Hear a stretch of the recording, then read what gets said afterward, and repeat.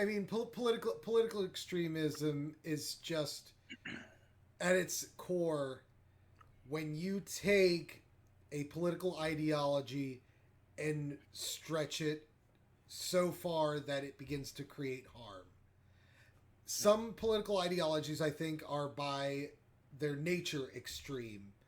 Nazism, for instance, that's an extreme ideology that can't be really watered down. But you have things like racial supremacy ideologies, those sorts of things.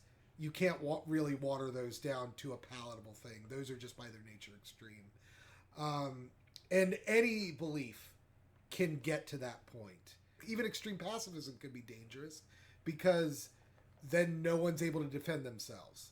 So, I honestly, though, in this climate, I'd probably prefer to have more extreme pacifism than what we've been getting. That's basically where I see extremism being. It's obviously an ideology, and there is an element of kind of deviating from the norm. And that's what I would say. There's two qualifiers. So, extremism, I would say, would deviate from the norm of what kind of is general consensus on things. So, an example of that would be flat Earth theory. That's definitely deviates from the norm. However, that's not necessarily dangerous.